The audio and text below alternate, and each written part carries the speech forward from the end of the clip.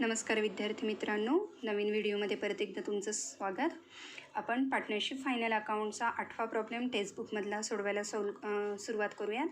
Problem असते मी Nana and Nani are partners in a partnership firm sharing profit and losses equally. जे महत्त्वाचं आहे त्याला लगेच मी अंडरलाईन करते. प्रॉफिट अँड लॉस इक्वली ते शेअर करतात. You are required to give effect of adjustments in profit and loss account.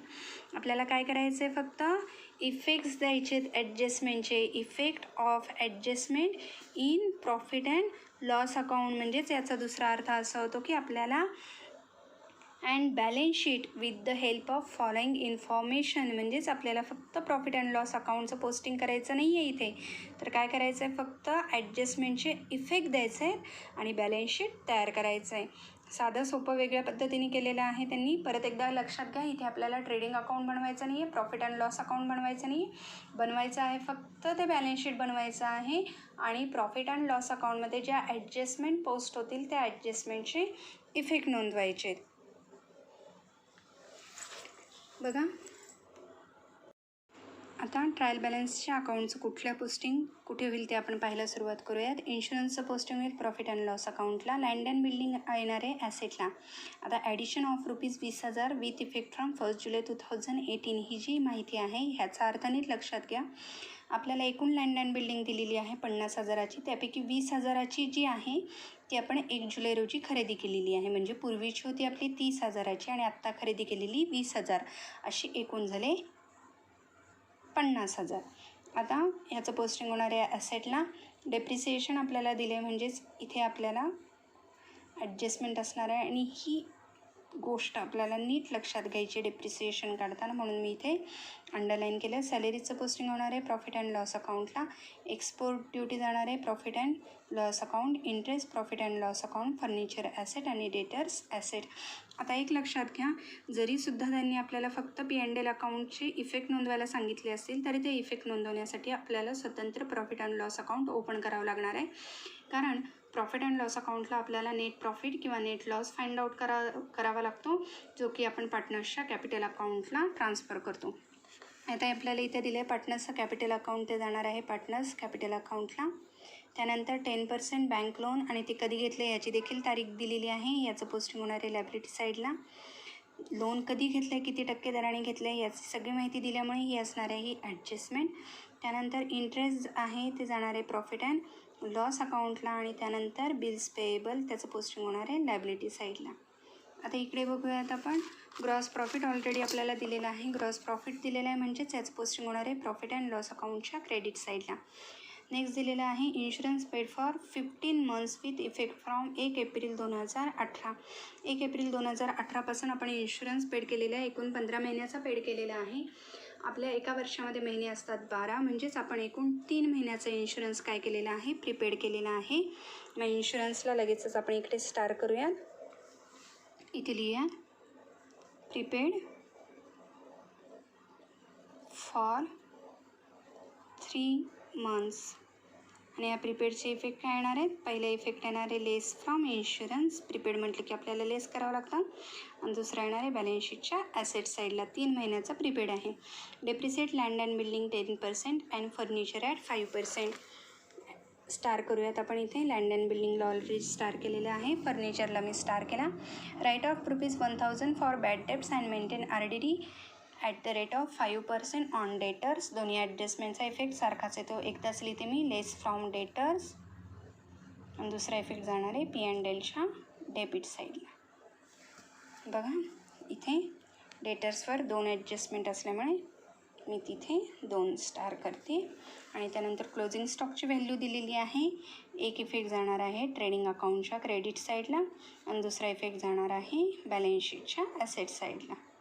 हा इफेक्ट आपल्याला इथे नोंदवायचा नाही, आपल्याला फक्त बॅलन्स शीटच्या ॲसेटचा इफेक्ट नोंदवायचा आहे. आता इथलं कोणत्या अकाउंटचं पोस्टिंग कुठं होईल हे आपण पाहिलेलं आहे. आता प्रॉब्लेम सॉल्व करायला आपण सुरुवात करूयात. कोणत्या अकाउंटचं पोस्टिंग कुठं येईल हे आपण पाहिलेलं होतं. आता आपण प्रॉब्लेम सॉल्व करायला सुरुवात करूयात. इथे मी प्रॉब्लेमची आखणी करून घेतलेली आहे. आपण पहिलं अकाउंट ओपन केलेलं आहे प्रॉफिट अँड लॉस अकाउंट आणि दुसरं अकाउंट ओपन केलेलं आहे ते म्हणजे बॅलन्स शीट.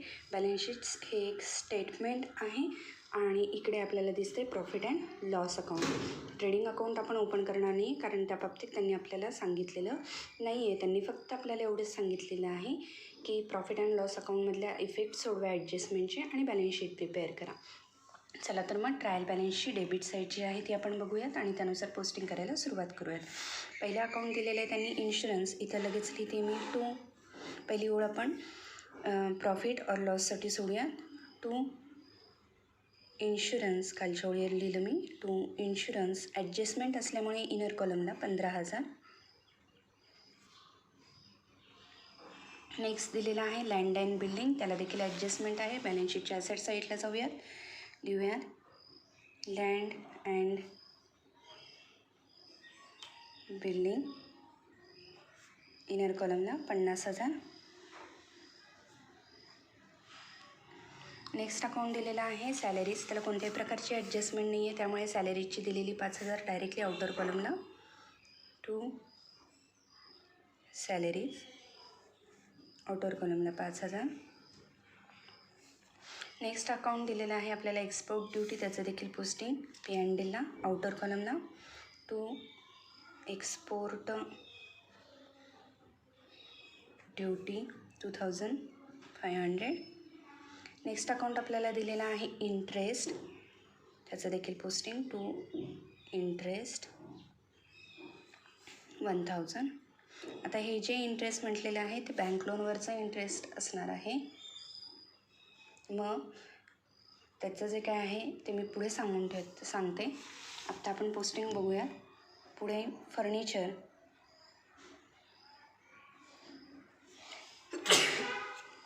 अमाऊंट दिलेली आहे इनर कॉलमला 40,000, कारण त्याला ॲडजस्टमेंट आहे.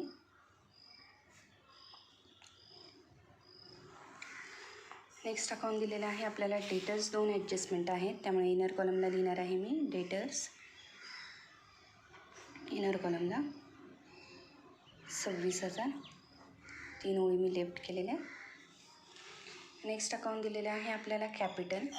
आता इथे मी पार्टनर्स कॅपिटल माझं ओपन करायचं राहिलेलं आहे, ते मी करून घेते. त्यातपूर्वी मी पुढचं अकाउंट पोस्ट करते. इथे मी लिहून ठेवते capital account Nana and Nani. Next खालच्या ओळीवर 10% बँक लोन 30,000ला इनर कॉलमला लिहून ठेवते मी. नेक्स्ट दिलेला आहे परत इंटरेस्ट 1,500. आपण एखादी जर गुंतवणूक केली असेल तर त्या गुंतवणुकीवर मिळालेलं व्याज आहे हे आपलं बाय इंटरेस्ट, त्यामुळे ते क्रेडिट साईडला दिलेलं आहे उत्पन्न असल्यामुळे. आउटर कॉलमला 1,500. आणि लास्ट अकाउंट आपल्याला दिलेलं आहे bills payable. Bills payable outer कॉलमला 8,000.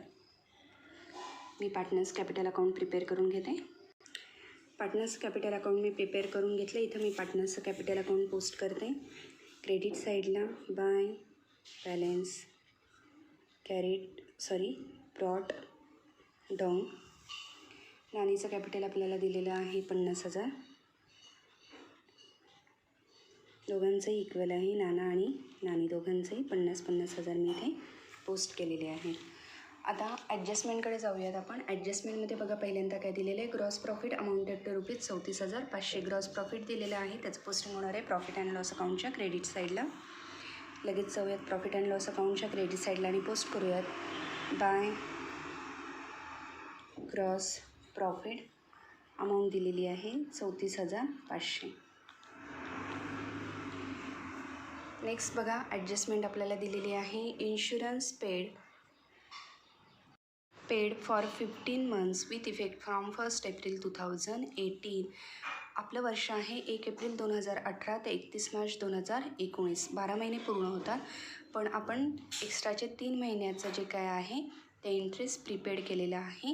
त्यामुळे 3 महिन्याचा एक्स्ट्राचा इंटरेस्ट जे काय येतं इन्शुरन्स जो येतो तो आपल्याला इथे कॅल्क्युलेट करावा लागणार आहे. परत एकदा लक्षात घ्या, त्यांनी काय सांगितलं आहे, आपण इन्शुरन्सची रक्कम त्यांनी आपल्याला दिलेली आहे 15,000 या 15,000पैकी जर तुम्ही पाहिलं तर त्यांनी सांगितलं आहे की इन्शुरन्स पेड फॉर 15 मंथ्स, एकूण 15 महिन्यासाठी आपण 15,000 रुपये दिलेले आहेत. आणि हे जे वर्ष चालू झालेलं होतं किंवा 15 महिन्याचा जो काही पिरियड चालू झालेला होता तो 1 एप्रिल 2018पासून चालू झालेला होता. आणि आपलं जे काही फायनान्शियल इयर आहे ते 31 मार्च 2019 रोजी संपत होतं. मग आपल्याला इथे इन्शुरन्स जो आहे तो प्रीपेड आहे, त्यामुळे 3 महिन्याचा 15तनं 12 महिने वर्षाचे जर वजा केले तर शिल्लक राहतात 3 महिने. मग 3 महिन्याचा जो काही इंटरेस्ट आहे तो आपल्याला इथे काढावा लागेल. मी इथे वर्किंग नोट लिहिते.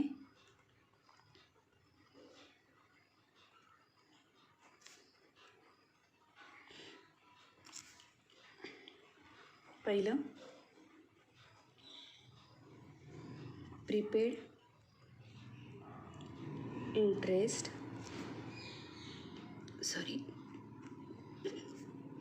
प्रीपेड इन्शुरन्स, चुकून मी तिथे इंटरेस्ट लिहिलं, प्रीपेड इन्शुरन्स.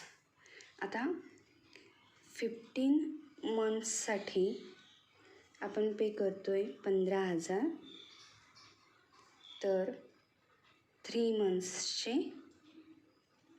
किती? तिरकस गुणाकार 15,000 गुणिले 3 भागिले 15, उत्तर येतं 3,000. 3,000ची जी रक्कम आहे ती आहे आपली प्रीपेड आहे. आणि राहिलेले 12,000, 12,000 आता 15,000तनं 3,000 मी वजा केले, राहिले 12,000.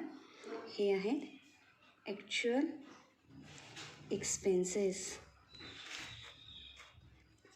मग आता इथे आपण दाखवूयात इन्शुरन्स लेस प्रीपेड 3,000, आउटर कॉलमला इन्शुरन्सची रक्कम येईल 12,000. आणि या 3,000चा दुसरा इफेक्ट जाणार आहे बॅलन्स शीटच्या ॲसेट साईडला. लिहूया प्रीपेड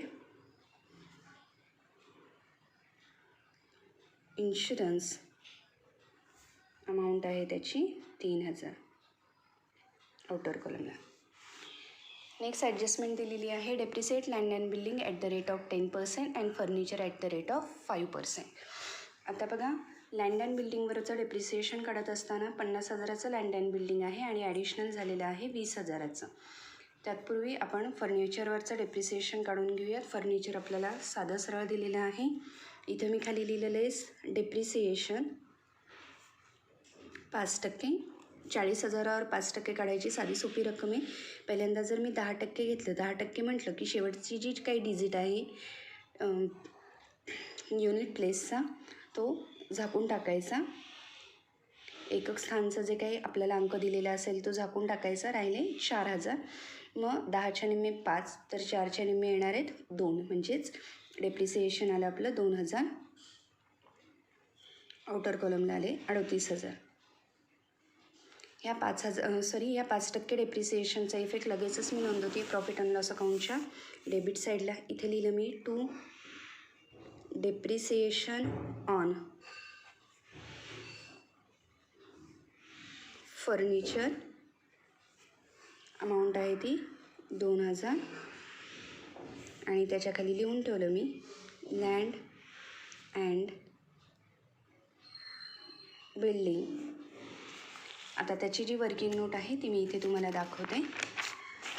बघा, second working note, depreciation on land and building. Total आहे त्याची अमाऊंट 50,000. लँड अँड बिल्डिंगची अमाऊंट दिलेली आहे 50,000.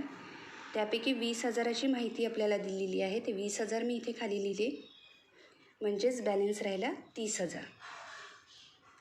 एकूण टोटल होती 50,000. 50,000पैकी 20,000बद्दल आपल्याला माहिती दिलेली आहे, म्हणजे शिल्लक राहिले 30,000. ह्या 20,000बद्दल आपल्याला काय सांगितलेलं आहे की हे किती तारखेला खरेदी केलेत? 1 जुलै 2018ला. खरेदी केलेली आहेत 1 जुलै 2018ला. म्हणजेच याचा दुसरा अर्थ असा होतो की 30,000ची आपली जुनी ॲसेट होती. लँडलाईन बिल्डिंग हे आपल्याकडे पूर्वीपासून 30,000ची होते आणि 1 जुलै 2018ला आपण नवीन खरेदी केलेली आहे. म्हणजेच मी दुसऱ्या अर्थाने असं म्हणू शकते की हे 30,000ची जी काय माझ्याजवळ ॲसेट आहे ती वर्षाच्या सुरुवातीपासून 1 एप्रिल 2018पासून माझ्याकडे आहे. मग आता मला डेप्रिसिएशन काढायला सांगितलेलं आहे. डेप्रिसिएशन काढत असताना हे नेहमी किती तारखेला काढलं जातं? 31 मार्च रोजी काढलं जातं. मग आपल्याला वर्ष दिलेलं आहे 31 मार्च 2019. जर तुम्ही इथे महिने कॅल्क्युलेट केले तर इथे पूर्ण होतात 12 मंथ्स. 1 एप्रिल ते 31 मार्च डेप्रिसिएशन किती महिन्यांसाठी येतं? 12 महिन्यांसाठी. तर इथे डेप्रिसिएशन जर तुम्ही कॅल्क्युलेट केलं जुलै, ऑगस्ट, सप्टेंबर, ऑक्टोबर, नोव्हेंबर, डिसेंबर, जानेवारी, फेब्रुवारी, मार्च डेप्रिसिएशन येतं 9 मंथ्सचं. 9 महिने परत कसे काय ते नीट लक्षात घ्या. एकूण आपल्या लँड अँड बिल्डिंगची अमाऊंट होती 50,000. 50,000पैकी 20,000बद्दल त्यांनी आपल्याला अतिरिक्त माहिती दिलेली आहे की हे जे 20,000चं जे ॲसेट आहे ती आपण 1 जुलै 2018 रोजी खरेदी केलेली होती. म्हणजेच 30,000ची जी काही ॲसेट आहे ती आपल्याकडे पूर्वीपासून होती. पूर्वीपासून म्हणजेच 1 एप्रिलपासून होती. मग ह्यावर डेप्रिसिएशन काढत असताना ज्या तारखेला किंवा ज्या तारखेपासून आपल्याकडे ॲसेट आहेत त्या तारखा विचारात घेणं अत्यावश्यक आहे. मग 20,000ची आपल्याकडे ॲसेट आली 1 जुलै 2018 रोजी आणि आपलं वर्ष संपलं 31 मार्च रोजी. मग 1 जुलै ते 31 मार्चपर्यंतचं डेप्रिसिएशन काढत असताना मला किती कालावधीसाठी ती ॲसेट आपल्याकडे होती तो कालावधी विचारात घ्यावा लागणार आहे. मग तो कालावधी आला 9 महिन्यांचा. तर इकडे 30,000च्या बाबतीत असं झालं की ही ॲसेट आपल्याकडे 1 एप्रिलपासून आहे. तर 1 एप्रिल ते 31 मार्च महिने झाले 12 महिने. मग सूत्र माझं तयार होतं आहे.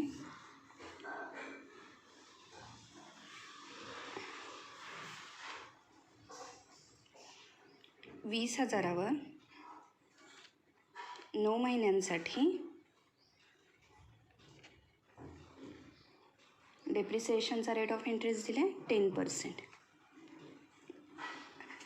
एका वर्षात 12 महिने असतात. 12 महिन्यांपैकी मला 9 महिन्यांचा इंटरेस्ट काढायचा आहे म्हणून 9/12 आणि 10% व्याजदर दिला आहे.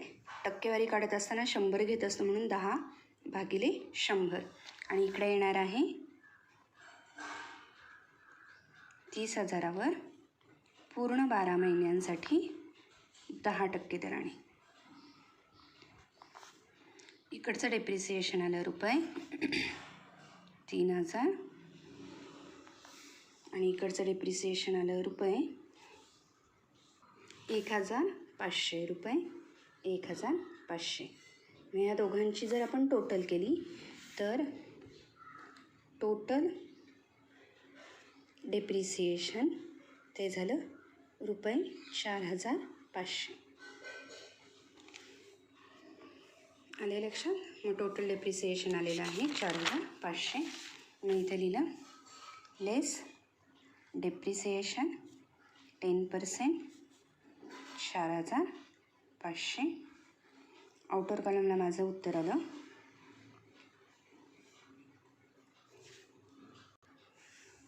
45,500. आता ह्या 4,500चा दुसरा इफेक्ट लगेचच प्रॉफिट अँड लॉस अकाउंटच्या डेबिट साईडला इथे लिहिलं होतं आपण टू डेप्रिसिएशन ऑन. पहिलं लिहिलं फर्निचर आणि त्याच्या खाली लिहिलं लँड अँड बिल्डिंग. त्याच्यासमोर मी अमाऊंट लिहिली 4,500. नेक्स्ट बघा आता write off ₹1,000 for bad debts and maintain RDD 5% on sundry debtors. RDD आणि बॅड डेब्ट्स आपल्याला काढायला सांगितलेले आहेत. परत बॅलन्स शीटच्या ॲसेट साईडला बॅड डेब्ट्स पहिल्यांदा वजा करते मी. डेटर्सच्या खाली लिहिलेलं लेस बॅड डेब्ट्स. त्याची अमाऊंट आहे 1,000. लगेचच वजाबाकी इनर कॉलमला खालच्या ओळीवर 25,000. ह्या बॅड डेब्ट्सचा लगेचच इफेक्ट मी नोंदवते प्रॉफिट अँड लॉस अकाउंटच्या डेबिट साईडला. टू बॅड डेब्ट्स अमाऊंट आहे 1,000 आणि RDD काढायला सांगितली आता आपल्याला 5%. खालच्या ओळीवर लेस RDD 5%. RDD आपली येते 1250 आणि आउटर कॉलमला डेटर्सची रक्कम येते ती म्हणजे 23,750. मग इथे लिहिलं मी टू RDD 1250. लास्ट ॲडजस्टमेंट राहिलेली आहे आपल्याला क्लोजिंग स्टॉकची. क्लोजिंग स्टॉकचा एकच इफेक्ट आपल्याला नोंदवता येईल कारण इथे आपल्याला ट्रेडिंग अकाउंट आपण ओपन केलेलं नाही आहे, त्यामुळे बॅलन्स शीटच्या ॲसेट साईडला काही ओळी सोडून मी लिहिलं closing stock outer कॉलमला 34,500. Account close करायला सुरुवात करूयात आपण. क्रेडिट बॅलन्स दिसतोय, क्रेडिट साईडची टोटल जास्त दिसते, डेबिट साईडला जरी अमाऊंट जास्त असतील तरी व्हॅल्युएशननी. अकाउंट टॅली करण्यापूर्वी आपली अजून एक ॲडजस्टमेंट इथं आपली सोडवायची राहिलेली आहे 10% बँक लोनची. हिडन ॲडजस्टमेंट आहे. वर्किंग नोट आपण करूयात. तिसरी वर्किंग नोट आपली तयार होती इथे 10% बँक लोन. किती तारखेला घेतलं आहे आपण? 1 ऑक्टोबर 2018 रोजी घेतलेलं आहे. त्याच्यावरचे इंटरेस्ट पेड केलं आहे ना केले त्याबद्दल आपल्याला काही अजून सांगितलेलं नाही आहे. त्याची अमाऊंट आहे 30,000. आता इंटरेस्ट कॅल्क्युलेशनसाठी आवश्यक असणारी सगळी माहिती आपल्याला दिलेली आहे. 30,000 ही लोनची अमाऊंट आहे. रेट ऑफ इंटरेस्ट आहे 10% आणि त्याचबरोबर आपल्याला त्याचा कालावधी दिलेला आहे, तारीख दिलेली आहे 1 ऑक्टोबर. आपलं वर्ष संपतं 31 मार्च. मग 1 ऑक्टोबर ते 31 मार्च महिने होतात 6. कॅल्क्युलेट करू शकता तुम्ही. ऑक्टोबर, नोव्हेंबर, डिसेंबर, जानेवारी, फेब्रुवारी, मार्च. ऑक्टोबरची 1 तारीख त्यामुळे ऑक्टोबर महिना पूर्ण आणि मार्चची 31 तारीख त्यामुळे मार्च महिना पूर्ण. मग असं एकूण आपल्याला इंटरेस्ट काढायचं आहे 6 महिन्याचं. ते इंटरेस्ट येतं रुपये 1,500. म्हणजे बँक लोनवरचं 1,500चं इंटरेस्ट आपण अजून पेड केलेलं नाही आहे, ते आपल्याला पेड करायचं राहिलेलं आहे. म्हणजेच हे इंटरेस्ट काय आहे आपलं आउटस्टँडिंग आहे. आउटस्टँडिंग म्हटलं की ते आपल्याला ॲक्च्युअल इंटरेस्टमध्ये काय करावं लागेल, ॲड करावं लागेल जे इथे इंटरेस्ट दिलेलं आहे.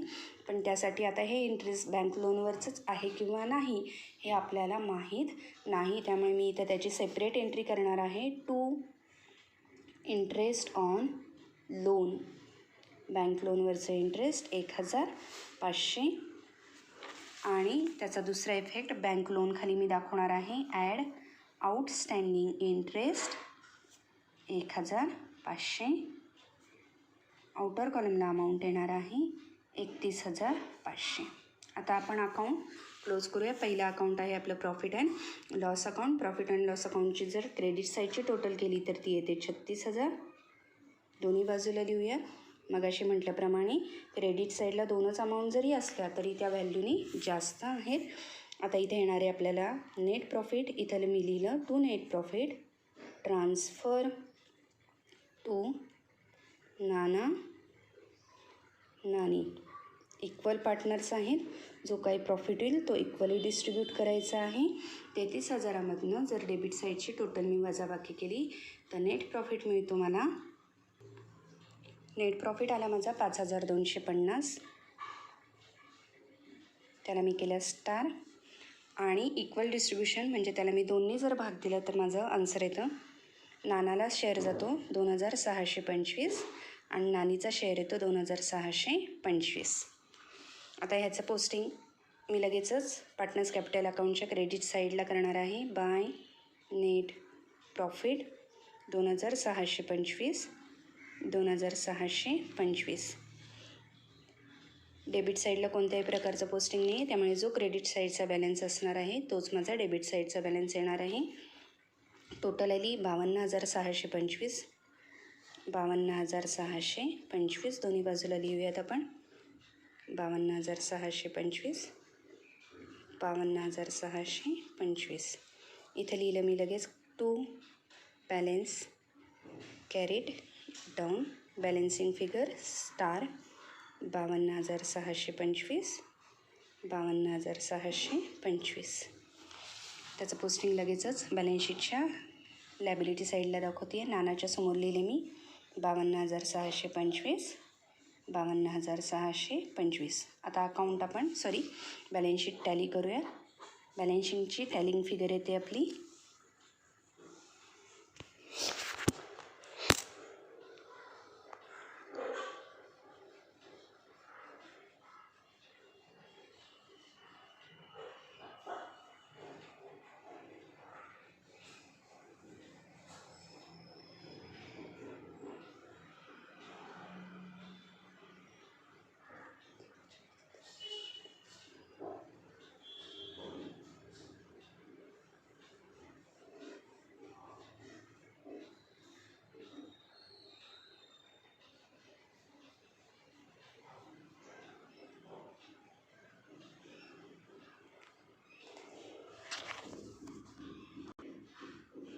टॅलिंग फिगर येते आपली 1,44,750.